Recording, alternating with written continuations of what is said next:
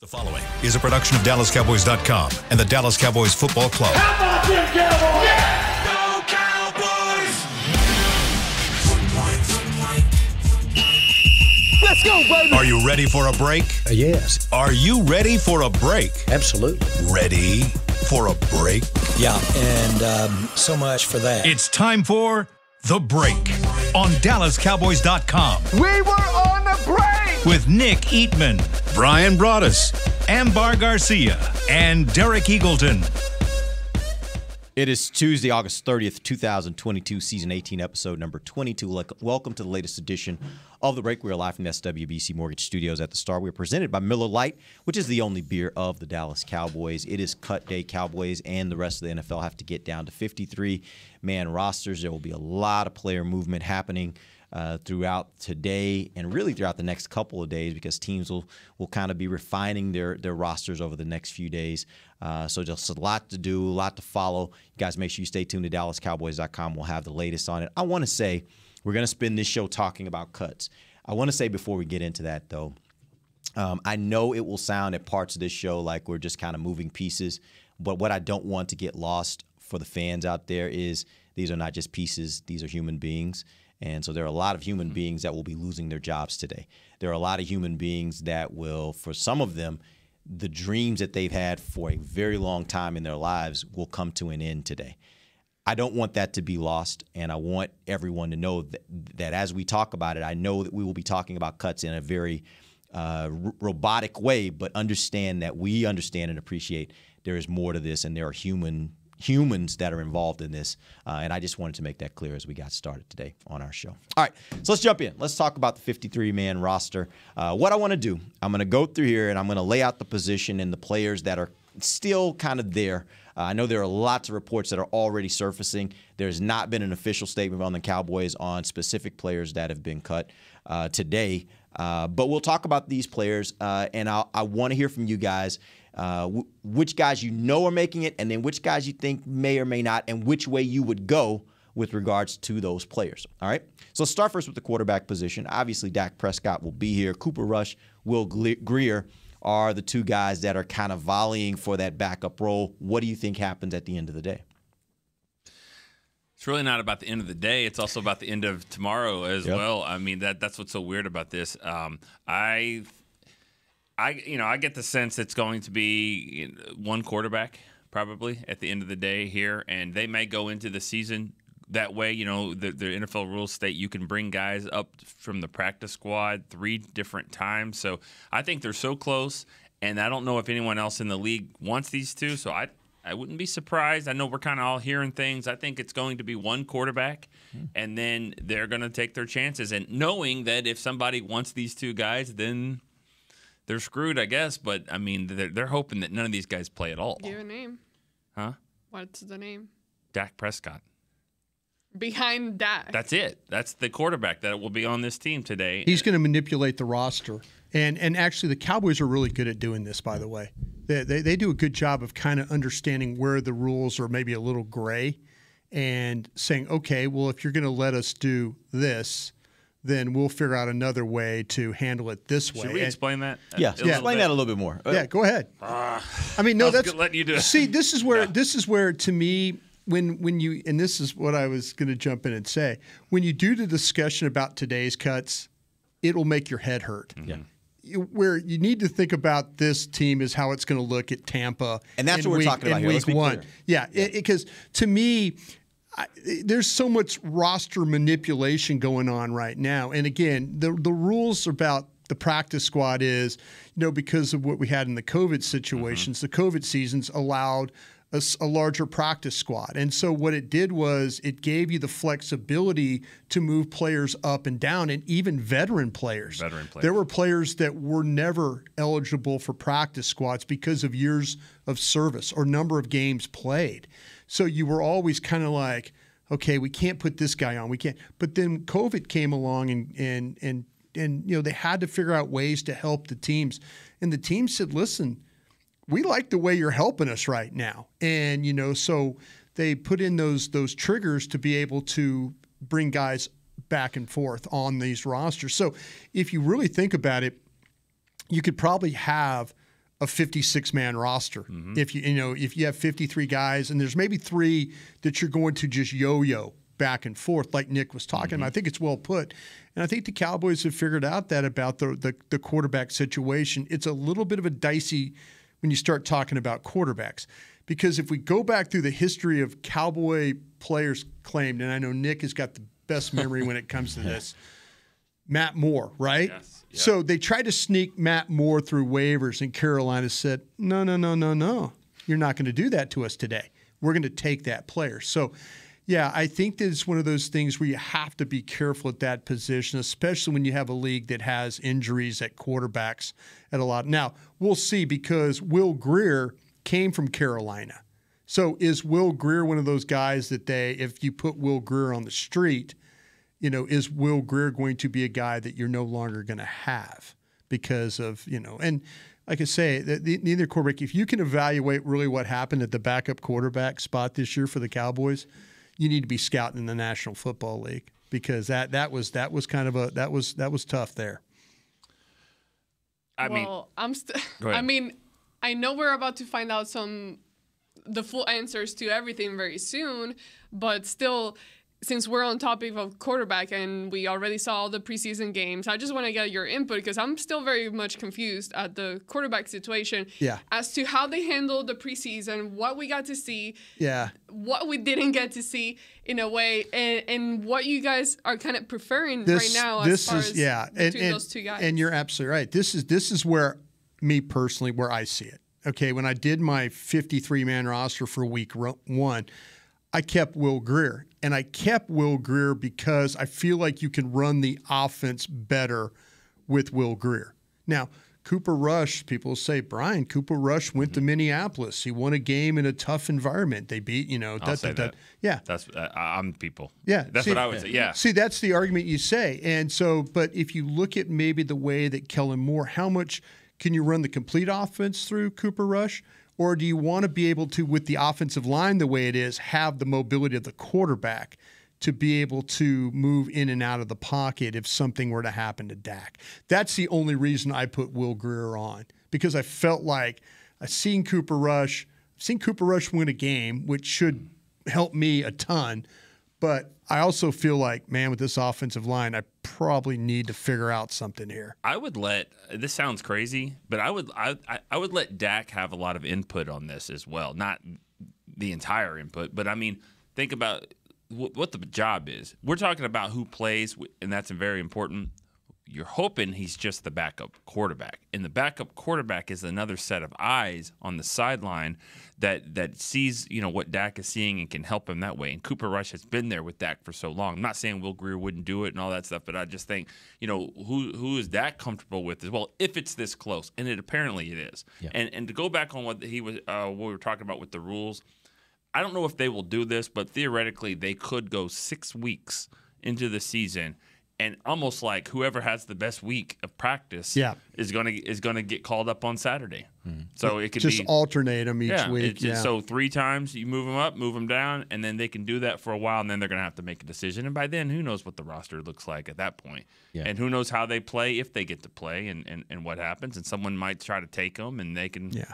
It's this may not be the only position they do that at. Yeah. And talking about roster manipulation and all those things, we've seen some reports that have just recently come out about a few of those types of moves. Todd Archer, a friend of ours, he put out that the Cowboys have released kicker Brett Maher, long snapper Jake McQuaid, and special teamer C.J. Goodwin, but all are expected to be back. All vested right now. Veterans. Exactly, all vested veterans. It goes back to what you guys are talking about here. Don't go through waivers. Right. This is the way to be able to kind of manipulate things because you got those spots, you got those guys that are injured that you're going to need to put on IR.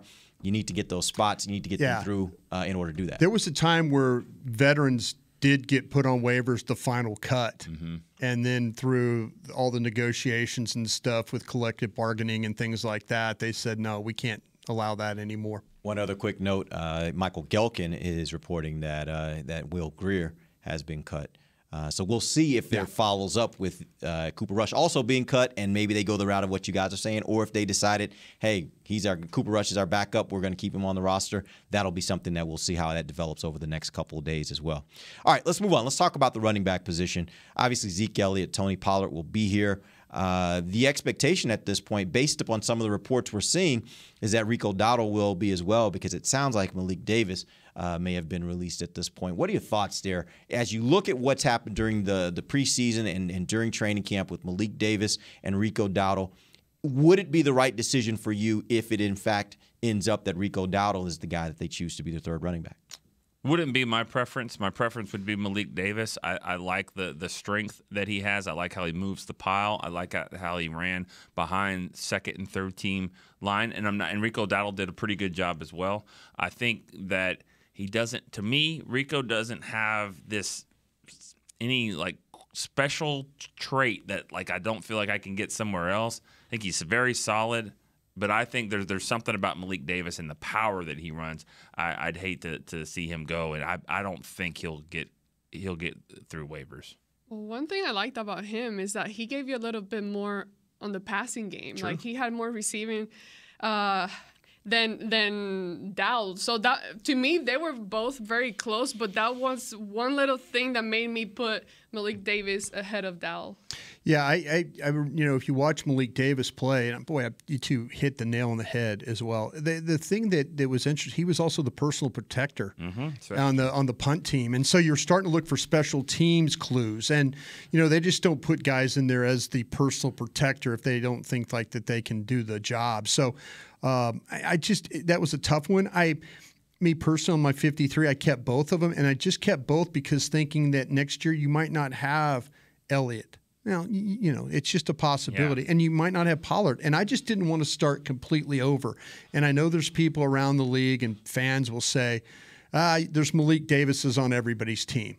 Well, okay, if he can run, block, catch, play special teams, okay. Then you probably need to keep those guys if they're on everybody's team. Yeah. So, it was really, really, really close. But I think you guys are right. I just think there was something. They identified Malik Davis very early in this drafting campaign. He was a 30-visit guy, and we were all having to kind of scramble to watch him at Florida, rotated with three other backs. And so he didn't really get the type of work. But you saw when he averaged over 5.5 yards a carry, and you're going, wait a minute, why does this guy not play all the time? Without a big run. Yeah, exactly. All tough runs, tough runs. And we saw that in training camp. And I've been on my radio show on 105.3. There are teams that have asked me about Malik Davis. Matter of fact, before we went on air, a team texted me about him. So there's interest there. We'll see if, in fact, he gets through. Yeah. All right. Let's move on to the wide receiver position. This is one of the positions I think that's going to be tough from the standpoint of figuring out how many you're going to keep, number one, but number two, who will end up staying. Do you have something? Before we move into that, I'm trying to keep numbers because, we talked about the quarterback. Then you mentioned, possibility of keeping 2. Then we talk about the running back. Brian mentions the possibility of keeping 2. Well, they got 3 right now. They got 3. Yeah, but keeping them 2. Yeah. Rico and then Malik Davis, yeah. On top of... Yeah, that was my week 1 stuff, yeah. So what I'm saying is because it's easy to say when you're talking about a specific position, but then when you look at all the positions, you're like, well, hold on, we can't keep these many guys. Go ahead. I'm just saying, trying to keep that in mind as we kind of... Yeah, today is so crazy because the roster is not going to be correct today. Right. I mean, at the end of the day, there will not be a kicker. There will not be a deep snapper. There may be one quarterback. They're not, their special teams ace is not going to be here, C.J. Goodwin. But they're trying to manipulate the roster. There's guys like Tyron Smith, James Washington. I'm not sure on another. There's another injured guy too that's probably going to get put on IR. It was. Today. I thought maybe McEwen. McEwen was a thought, but they've already let him go. Well, it sounds like they've let him go. Not officially. Yeah. Kelvin Joseph could be a guy that they put. I don't know how bad the injury was. That might be the one because it happened with the tight end here. Several. Rico. Yeah. Yeah, Rico. Remember he got a concussion, and then it was like we kept asking questions about it, and it was he was out like a long time that season, the right? whole season. The whole season. yeah. Whole season. Yeah. So I'm just saying that there's 3 or 4 guys that are going to be on the roster today that they have to be on for one day so they can get put on IR. And then when that happens, then you'll start seeing the guys back, kicker, the deep snapper, stuff like that. And just to be clear, what we're talking about right now is what we're projecting to be the 53 when they go to play Tampa. So I know there will be lots of things that will happen today. If we say, hey, we think this guy's not going to be here and he gets cut today, that doesn't mean we think he won't get cut today. It means that once it's all settled, this guy will be on the team. I'll play your game. Yeah. Lamb, Gallup, Brown, Noah, Tolbert, Fehoko, and Turpin. I went 6 wide receivers. Wait, tell me that again. She said Lamb, Gallup. Noah Brown, Tolbert, Fehoko, and Turpin. I went 6. Okay, gotcha. So what? I didn't do. I took Dennis Houston off. Do you think they will? See, that's what I'm saying. They seem to be in love with that guy. Hear what Jerry said on the radio on 105.3 this morning? He said, what I like about our young receivers is that they run where they're supposed to be. And that's the one thing about Dennis Houston. He hasn't made a ton of plays. He's made some. But he has good route running. I think he gets there. I think what he popped on our radar was because he was the one lining up a lot in the first team. See, that's where he was making all these That's great what plays. I'm saying. Nobody of the wide receivers got more of an opportunity to seal their fate. Now, you could tell Brandon me Smith is a better receiver than Dennis Houston, in my opinion. Brandon See, Smith. that's what. But Brandon Smith Sounds like he's already been. Yeah, I know. See, Brandon Smith has the holding call at the point of attack, and then he had a chance on a 3rd and long to just kind of seal, make that. I know. So, Yeah, but that's what I'm saying. To me, I look at Houston, and if I'm short on spots, but we'll see. I just kind of felt like that, like for a guy that had all that opportunity. Why did he not shine like Noah Brown or those guys, stepping up? If you took the jersey numbers off of these guys like McCarthy did for that one practice, if you just watched all season long, would Jalen Tolbert be in the top 6? I don't see. That's what I'm saying. That's a protect. I know it's a pick. 3rd round pick. I get it, but I'm just like, has he? I thought he practiced better once they've gotten home. Yeah, that part of it I think has gotten better. And so it's tough because Tolbert hasn't, and Brown and Houston. I mean, those are 2 guys. They talk about young receivers, and maybe Jerry's talking about Brown, who's not a young guy. Maybe he's talking about Tolbert, which I kind of heard that maybe there was some questions about that lining up and things. So Fehoko, the thing about Tolbert, the reason why I mentioned that, he's on the team. He may not be active though for the game. He may not be a guy that you trust to put out there. I don't think he's the punter. Is that the expectation going into this year was with all of what they needed at wide receiver, when you spend a 2nd-day pick on a guy, the expectation is he's going to be able to contribute, right? Of course. Let's say this, though. We've watched a lot of football. I know you guys play fantasy football and stuff, so you know all the receivers in the league. The learning curve for young receivers has gotten a lot smaller. Yeah. The expectations of 3rd, 4th, 5th round guy jumping in there and playing and being productive it used to be, hey, 1st round receiver, 46 catches, 893 yards, 3 touchdowns. Well, that was the line score. Now it's 78 catches and 1,200. That's what we've seen now from these receivers, young guys. So the expectations for Tolbert were pretty high. Yeah, these guys are playing football year round. Yeah. Like there is flag football and 7 on 7. 7 on 7. Like they're playing year round now. It is not, especially receivers and quarterbacks. They're doing that all the time. And so the expectation is you ought to come in the league a little more prepared. And I think that's why you're seeing more receivers come into the league better prepared. Let me say this though: if 6 receivers are on the roster and Turpin is one of them, then Gallup is your inactive receiver, obviously for the week first game. Week one. Unless is this game the Super Bowl? No, it's not. And Jerry made that clear that if it was, then you would expect to see Michael Gallup back. You know what? I kind of think if this was a Super Bowl, Gallup he'd be playing. I'm taking the NASCAR approach here that they run the Daytona 500 as the first race. This is my Super Bowl. Yeah, absolutely. Yeah, let's go. If they win this game, they beat Tom Brady, it's going to feel like the Super Bowl around here. It will. Absolutely will. Oh, yeah. I don't know. Yeah. Beating the Bucks, beating Tom Brady, starting the season 1-0. I mean, it'll be a huge win. I agree with that. I think that there are a lot of fans out there, at least the ones I've been watching on Twitter, that are very, very pessimistic about. They think this thing's starting 0-2. I don't care. No, I'm saying even if the Cowboys get off to a hot start, I think there will be a lot of people out there that'll be like, "Show it to me in December." Well, right. Show it to me in January. no. Like I think there are a lot of people that are very. Changes, I hear you. I sense there's a different feeling among a lot of fans out there. It sucks now. It does. It really sucks does. because what the thing is when you ask someone, anybody, ask them in the media, do you think this is a good football team? They were like, yeah, maybe. And you're like, you think this team will win the Super Bowl? No. So then it's like, well, that doesn't matter because right now there's a number attached to this season, and it's 27. That's how many years since they've won the Super Bowl. And next year it'll be 28, 29, and that's the only thing. It's not like that was a good year, man. 11-5, good year, or 11-6. They don't care. You got to win the Super Bowl. And this team probably won't because I don't think they're good enough. I don't think they're deep enough to do that. You know, it's so funny about that. What you're saying, though, this NFC is for the taking, though, if you think about it. It is.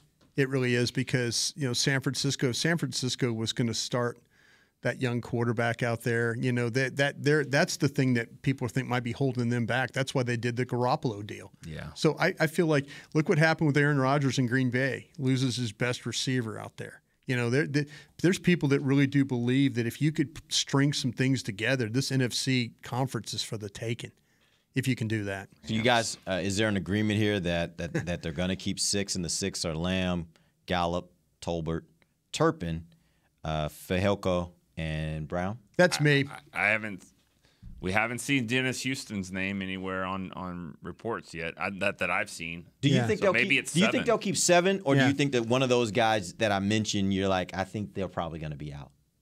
Well, I think they might keep 7. Honestly, I kind of think in this so too. case. Yeah.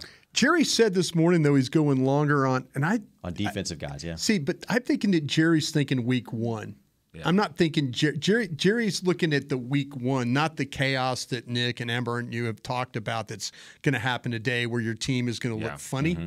I think Jerry's thinking because when I did my 53, I had 23 offensive players and 26 defensive players. With 4 specialists. Yeah, I thought the same way. Yeah. I kind of thought, the same type of manipulate, but to get to the end, I was thinking, okay, well, who's done it for me? Who's shown they should be on this 53? And that's probably right. If you just look at today, today you got a quarterback, 3 running backs. There's 4, 7 receivers. Let's say that's 11. 3 tight ends is 14, and 9 offensive linemen is 23. Yeah. Yeah. So even if it's 10, it's 24, and that's still going to be lighter than the defensive side. All right, let's go ahead and take our first break. When we come back, we'll talk about the tight end and the offensive line, which I think the offensive line is an area where we can spend some time. We'll do that when we come right back. This is DallasCowboys.com radio.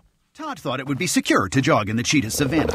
Todd believed the big cat repellent he bought online was reliable. And now, Todd is trying to be faster than this cheetah that can run 80 miles per hour. But the good news is, Todd has AT&T 5G that is fast, reliable, and secure. And he learned the best thing to do is stop running and toss her the backpack with the beef stew. AT&T 5G. Fast, reliable, secure. It's not complicated. 5G requires compatible plan and device. 5G may not be available in your area. See att.com/5G for you for details. What do you call a group of grown men and women with their faces painted silver and blue who get together every week to share a 3-hour-long ritual of jumping, singing, and toasting Miller Lite in 10-gallon hats while yelling, "How about them Cowboys?" You call it Miller Time in Dallas. Here's to the Cowboys. Here's to the original light beer. It's Miller Time. Celebrate responsibly. 2021 Miller Brewing Company, Fort Worth, Texas. The Cowboys way, where 16 Hall of Famers and 5 championships shows us what success looks like. Where turkey is always the second best part of Thanksgiving Day. Where we are all defined by one single thing, the star. Where we as fans know it's our job to keep the tradition going. Bank of America is proud to be the official bank of the Dallas Cowboys and to support the quest of living life the Cowboys way. Copyright 2020, Bank of America Corporation. Little Sweet! Did you get to work on time? Yeah, but I just realized it's Sunday. Little Sweet says head on home. Dr. Pepper's on its way. So sweet, unique. Baby, there's nothing better. I bet you've probably done something that deserves a Dr. Pepper. Did you invest your nest egg in an NFT? Yeah, and I don't even know what that is. It's a non-fungible token. Everyone's done something that deserves a Dr. Pepper. to the break. Whether you're watching at home, cheering in the stands, Essilor Lenses will help you see every exciting play. Book an appointment now at your local Essilor experts. Find the perfect lens for you. See more, do more with Essilor. Welcome back to the second segment of the break live from the SWBC Mortgage Studios at the Star. We're presented by Miller Lite, and this segment particularly is presented by blockchain.com. Let's jump back in. We're talking about the roster. We've already talked about quarterback, running back, wide receiver. Let's get to tight end. I think this is a pretty quick conversation. Sounds like the Cowboys, again, have made a move there. Again, none of this is official, but there are reports that Sean McCune will be released or has been released, and then there are the three that are left: Dalton Schultz, Jake Ferguson, Peyton Hendershot. I got one right. Is this the right move in your opinion? Yes. I think so. Absolutely. And Ferguson has done a great job. And then Hendershot, I made it a point watching the All-22. It's not perfect with him as a blocker, but you look at the toughness that he plays with. I was super, super impressed with him. I think they got this right with Schultz and Ferguson and him being on those three guys. All right, so let's go ahead and move on to the offensive line. Let's start at offensive tackle. Obviously, Tyron Smith will initially be on the roster. He will be moved to IR. Then you've got Terrence Steele, Tyler Smith, who Jerry all but confirmed this morning. Steven had kind of made it clear. Yeah. I think the expectation from the organization is that he is going to be their starting left tackle when the season begins. You've got Matt Waletzko, who has come back from injury. Amazing. Played pretty well after his return. He's playing well before he left. Yeah. That all being considered, you also have Josh Ball sitting there. Do you think they keep both of those guys, or do you think at this point, based on numbers, they may need to only keep one? I keep both, but this is where you can't go light. This is the one spot you definitely can't go light. You can Way to go, AG. Take another spot from somewhere else, but this is the place where you definitely need. You got guys, even Tyler Smith, he's expected to be back. He's expected to be okay, but what's to say that he's not going to sprain it again or something else or another player? This is an area where year after year, with the difference of last year, they didn't have many injuries on the O-line overall last year, but history shows that even the backup guys, they tend to get banged up. Somehow they have to miss a game. So I would keep all of those guys. Do they need more than 4? I'll tell you what, I like what she did, though. She's exactly right. That's the hardest position to find when you're out there scurrying around looking at waiver wires and stuff, and you almost have to trade for these guys. And I know on my radio show I get to name a lot of names. Here I don't get the name, because of the situation. But yeah, she's right about that. You got to keep Ball. You got to keep Waletzko. Waletzko was amazing to me because he didn't practice at all during training camp. Then all of a sudden he comes in and gets, plays in that game and looks really, really, he looks good at it, handles the position well. Yeah, this is one of those things I think after week 1, you're probably going to look at a veteran guy because you don't have to guarantee contracts. So keep an eye on some of those names out there. With that being said, let's assume that they do look at bringing in a vet. Do you think they bring in a vet in addition to these 4 and add to it so you now have 5, or do you think they bring in a vet and one of these guys goes?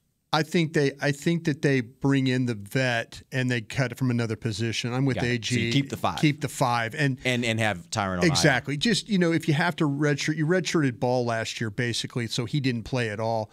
Well, let's go. To me, if you gave me Ball has played better on the right side than he did the left side. So maybe what you have is Ball and Waletzko kind of manning that right side, and then the veteran guy you bring in is the left side guy. That's what I would consider right there. Okay. Let's move on to the guard position. So for if there is indeed a trade, when are you expecting this to kind of happen? If it's a trade, it's gonna have to be going down before this afternoon, in my opinion. Unless I say that because you're trying to get the thing to 53. There might be a trade tomorrow. Someone might have kept a guy and okay, we'll just go ahead and move on from him, that kind of thing. So there's still that manipulation, but I think you'd probably want to do a trade today if you could. All right. Nick, are you hearing anything on there? I know you're working. I'm working a little bit. Working there a little bit. Yeah, I'm not. I think they are. They're working on a trade right now. The reason why all these cuts and we do this show, people watch these shows at different times, and so a lot of times I'm sure they're like, sorry, this news has been out here. It's 11:30 Central Time here, so 3:00 is the deadline. There's a lot of cuts that have been reported, and they haven't been turned into the league yet. Right. And I think don't put it past the Cowboys or any team really. This might be on purpose. Malik Davis is going to be released is what's out there. Well, somebody might like him, and they're sitting like, well, we were pretty good last year, and we're not going to have any chance of claiming him. So wait a second. Let's trade for him. Yeah. So the fact that these are being floated out. What you're saying is they may have already told the player, hey, we think we might move on, or we might be trying to get you back to our practice squad, but because they haven't turned in, nothing's binding. Nothing. Yeah. So not till 3:00 today. Right. Yeah. So let's say there's a team that's sitting last on the at the bottom of claiming order, but they need a running back, and I really like this guy, and they're like, well, I'm sure these 4 or 5 teams are going to take him if they need one too. So you know what? We'll throw a 7th round pick for him. I mean, it happens. It happens, and also there's some other guys, defensive linemen. I mean, that's so heavy. Yeah. Haven't seen a lot of defensive linemen getting announced as getting cut. So I think there's going to be some trades that they're trying to figure out here at the last minute. The interesting part about that is you might say, well, would it be bad for them to kind of tell the player that beforehand, because then it kind of lets them know and lets other teams know they were going to release them. It actually could work in the Cowboys' favor. Good. Basically what it does, it advertises to them, we're willing to make a deal here for this player, and they may be like, hey, we're farther down like you said, we're farther down the claiming priority on waiver wire, so we'll go ahead and give you a pick to make sure we don't have, because we don't think he'll get to us anyway. Right. So it almost gives you an opportunity to kind of just get it out there. There's a lot of games going on. Oh, here. yeah, absolutely. I mean, this is a roster game within a roster game. manipulation is a whole segment unto itself. Probably more than we could talk about on an hour-long show. All right, let's go down. Obviously, the guard and the center position to me are just pretty much set. I mean, you've got Zach Bart and Connor McGovern as your guards. You got Tyler Biadasz. You got Matt Farniok, who will be your backup at both center and guard. Everybody agree there? Those are that's who I had. Players? Yep, absolutely. All right, so you got basically we're thinking by the time they get to the 53-man roster that's established next week, there will be 5 tackles, there will be 4 interior offensive linemen, and you're working with a 9-man offensive line. Right. All right, cool. Wait, hold on. Who are your 5 tackles again? Well, we said the ones that are on you got Smith, you got Steele, let's go, Josh Ball, and then bringing in a veteran one. Yeah. That's maybe after week 1. If you're going for a veteran guy, then because you just don't want that salary to have to be on your books the whole year. And Jerry today on the radio had a chance. They were moving on to another question, and he cut them off and said he wanted to reiterate that he firmly believes that Tyron Smith will be back for the meat of the schedule right after Thanksgiving. December, yeah. So, I mean, this is not now Jerry's always been the most extremely optimistic person ever. There are other players in the league right now that have this injury that they're on IR, I believe, right? Yeah. So whatever, but this is what they're thinking. So we'll see what happens. If there's anyone that could do it probably could be Tyron. I will tell you this: the one thing that kind of made me raise my eyebrow when he said that, though, was that would be an interesting situation. Because let's assume it is, but the thing is, let's assume that they're actually good enough to where they're in the mix in December. That would mean most likely that your tackle's playing pretty good. Yeah. What do you do at that point? Do you pull the young guy? Like, is this a situation like Dak Prescott and Tony Romo where you stick with the hot hand, or do you throw the vet back in there? Like that could be a very interesting situation. If you're in the meat, and then the question becomes the flip side of that. Let's assume you're not really in the mix. Let's assume that things have fallen off the map. Keep playing. At that point, you want to maybe keep playing him because you're getting him experience. So either way, I wonder, even though he may come back in December, will they actually want to kind of happen? I mean, not to compare Tyron Smith with any other player, but they did that when La'el Collins was coming back into the mix. And to me, that's the moment where everything started falling apart for that season last year, where the O-line just started not playing as good. Terrence Steele kind of went down the drain, and he was doing good, but then you decided to plug in your veteran guy that's been here for a while. No. Thank you. Already got a preview of that last year. We're good. I know it's Tyron Smith, but if the tackle is playing that well to where that's even a discussion, you stick with it. If they're winning games with Tyler Smith. Why are you shaking your head? I'm laughing at this scenario. Not at what you said. I'm laughing at the whole scenario, of just think about what we're really saying here. Yeah. What we're really saying is this might be to a point where we can't get Tyron Smith on the field. You know, that's just so weird. And if that's the crazy case, is what it is. Man, No, I would love that. This is what happens, though. That is crazy. They plan to move on from Tyron Smith, and it happened sooner than later. So now, moving on from him, if in fact Tyler Smith handles the job, does well, limits his penalties, they're effective throwing the ball, running the football, your team's winning, we've seen the last of Tyron Smith as a Dallas Cowboy. I'll make that prediction.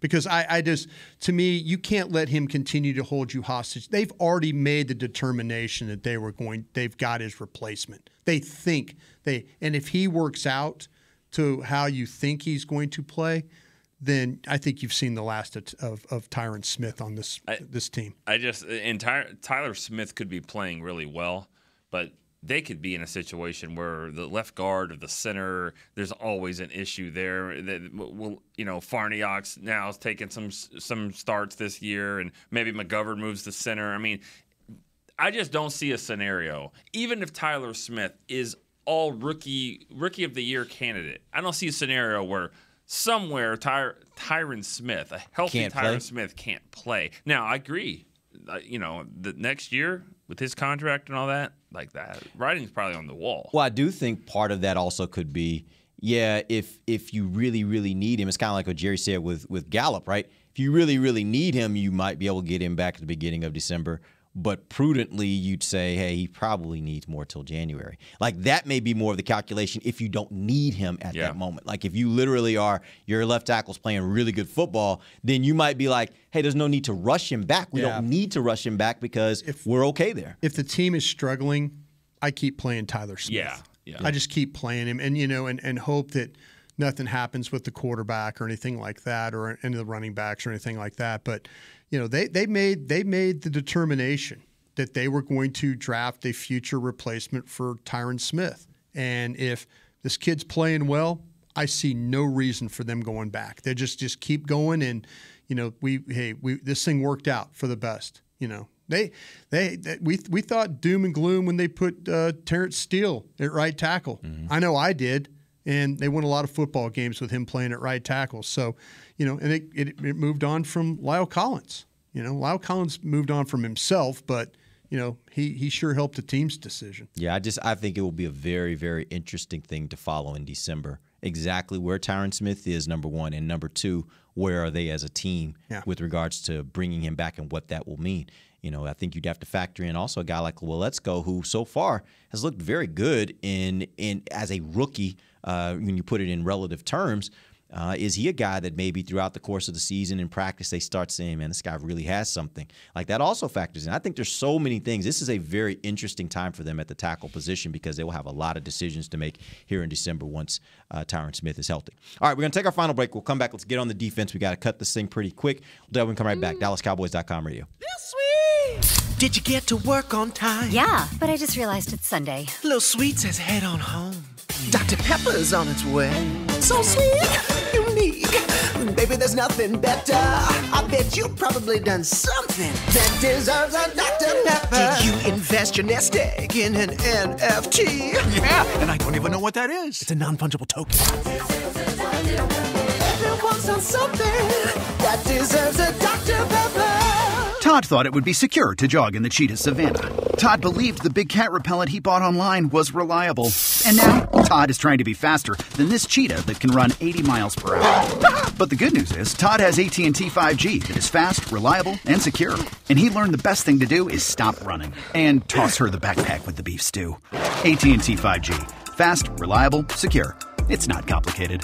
5G requires compatible plan and device. 5G may not be available in your area. See att.com/5G for you for details. Brace yourself for an existential question. Has your butt been having enough fun lately? Have you been treating it well? Has it been going places?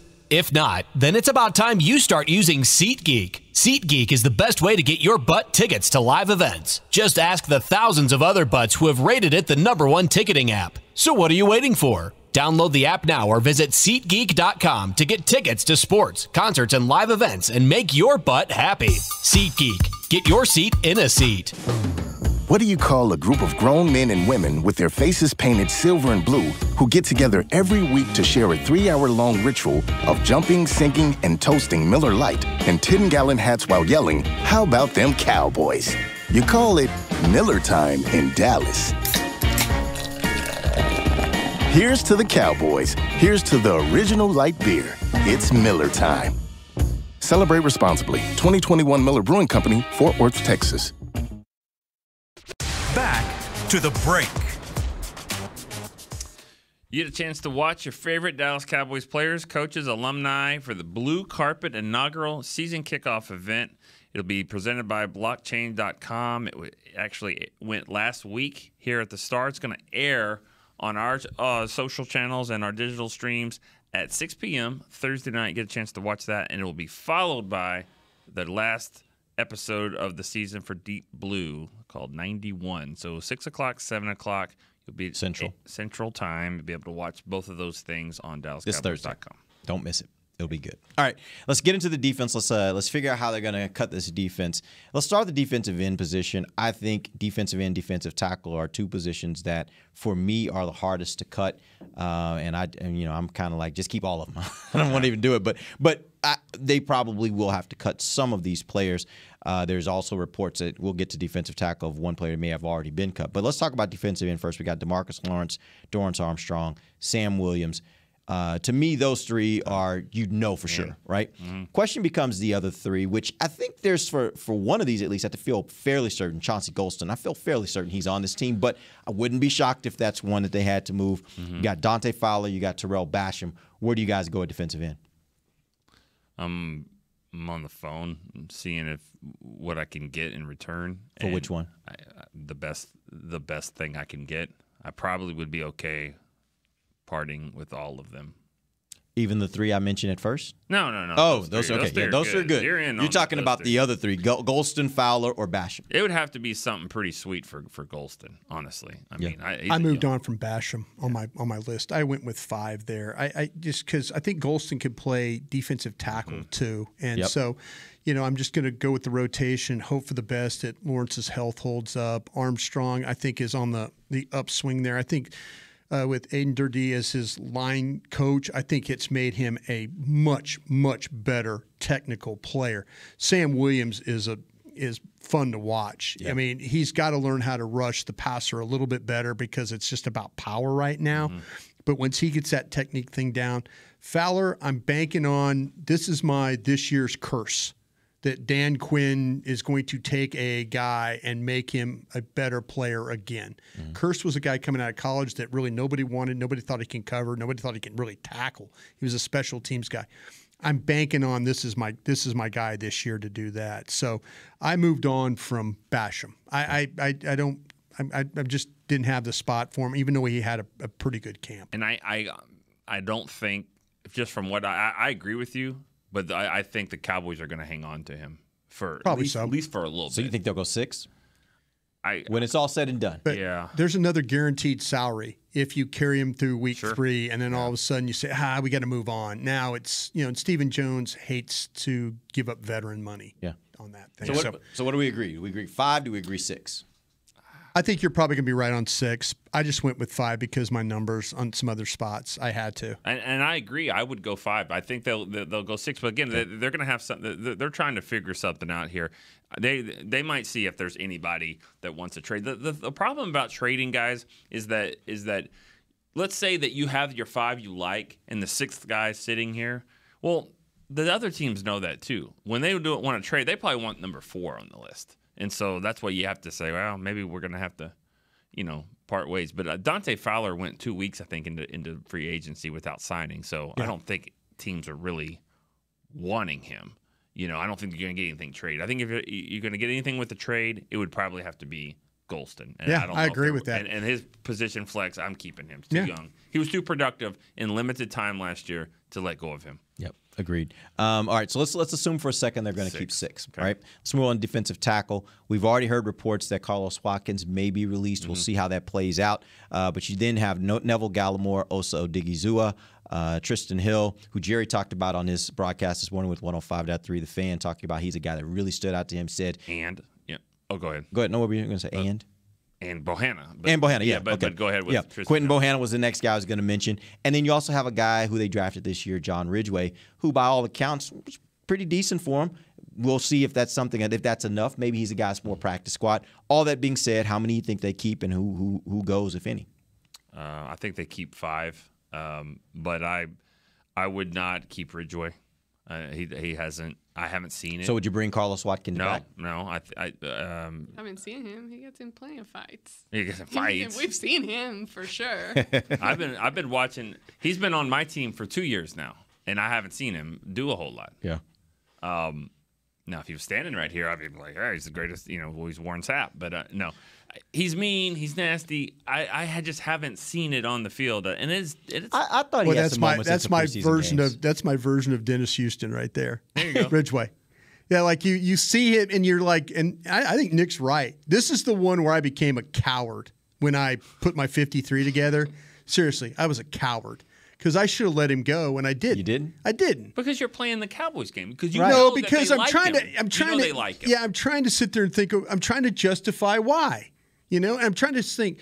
Man, I watched you at Arkansas throw guys around. I watched you get off blocks. I know you're not a great pass rusher, but then I'm also watching you stand straight up and get turned and walled and stuff like that. And then Bronson's making more plays than you inside. And he's kind of the same kind of player.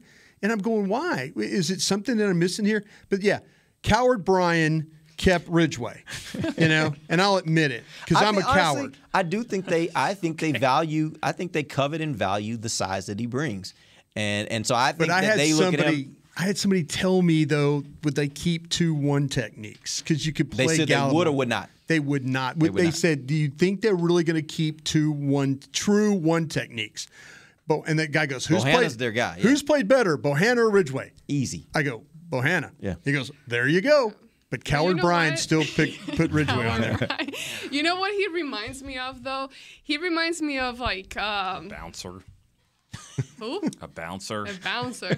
At the club. He's like, you're not, I don't care. You're not getting At the Sweaty Hog. And that attitude just kind of fits the bouncer attitude.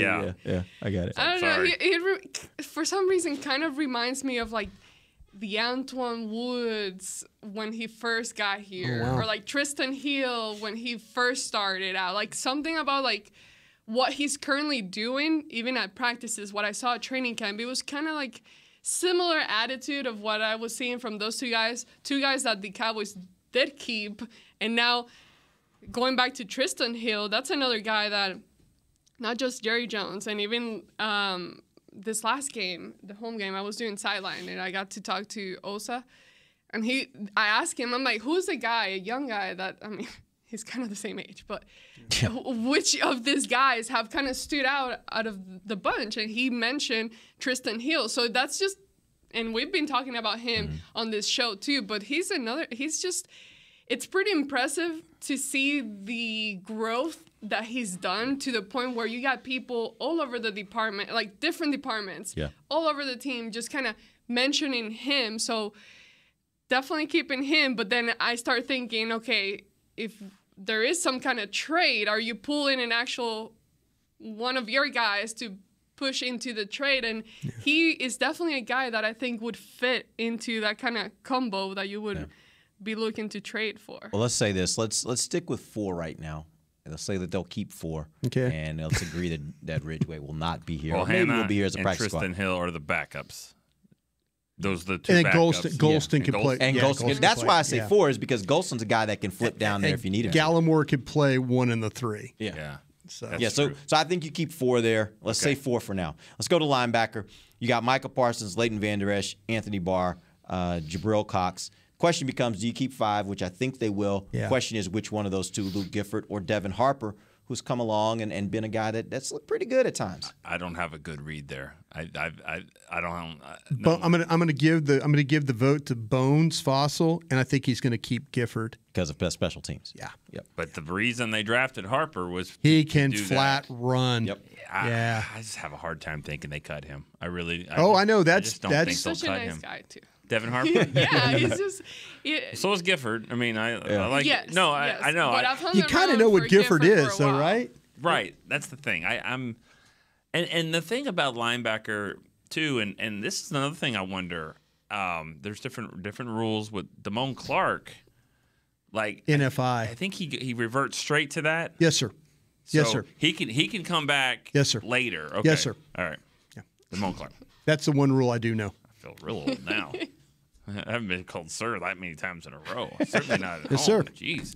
Anyways. No, you were right. I was giving you the okay, sir because you're Clark. right. Yeah. Now, boy, when this guy he comes back, yeah, man, you have some big linebackers. You do. You know the smallest linebacker you've got is Parsons.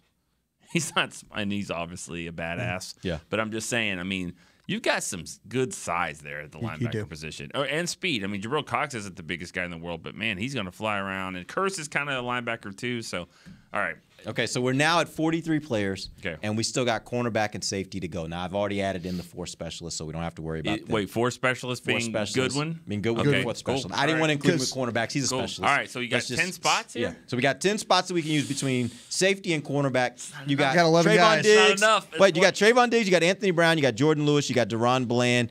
That's 4 that we feel pretty certain to be at corner. Safety, you got Malik Hooker, you got Jayon Curse. And then, to be honest with you, I think that a lot of other guys are in. I wouldn't be shocked if a lot of those guys might be out, and that would include guys like Donovan Wilson, Marquise Bell, Israel Mukwamu, and Wanye Thomas. Thomas is gone. He's already gone? He's unofficially. Yeah. Unofficially. Okay. Unofficially. Yeah. All right. Okay, here's what I'm going to ask you this question. Wright and Joseph at corner, Wilson, Mukwamu, Bell. Mm-hmm.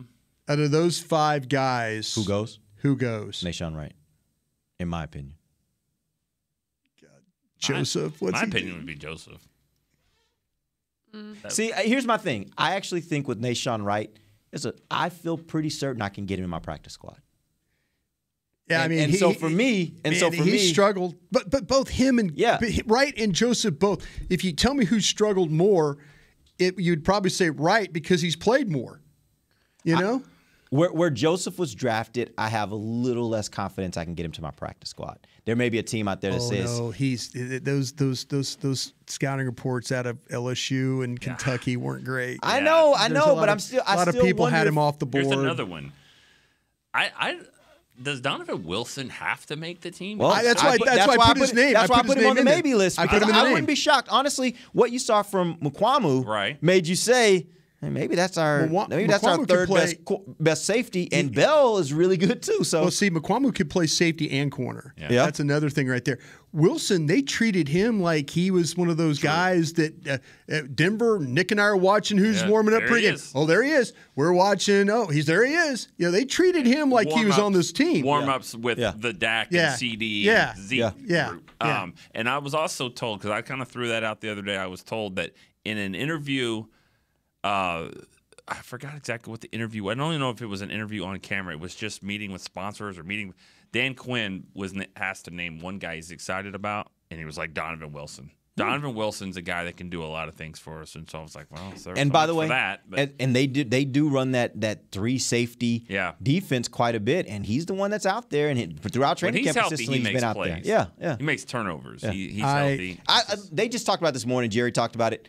They love their safety position right now. They feel like top to bottom, they got a really, really good crew out here. Not necessarily like one standout great player, but they feel like top to bottom, they got a really good 11 group. guys. Yeah. They got 11 guys, and there's only really 10 spots. And I kept 11. Donovan Wilson, that was like a badass. Yeah, he can play. He will tackle without thinking about it twice. He throws himself in there. He's the kind of guy that I definitely want to keep because he ain't scared. He will go out there and do what he needs to. Maybe one of your guys, one of those 11 guys, has an injury that can be, you can put him on IR. And Kelvin had a concussion. Yeah. And that might be the situation to say, all right, we're going to put you on IR. That's what happened to him last year. Yeah, the last game, early in the game, like the second play of the game, it was, That might be. And if they do that, now they're at their 10. Got Diggs, Brown, Lewis, Bland, Wright, and then Hooker, Curse, Wilson, Bell, and Mukwamu. Yeah. And that rounds out your 53.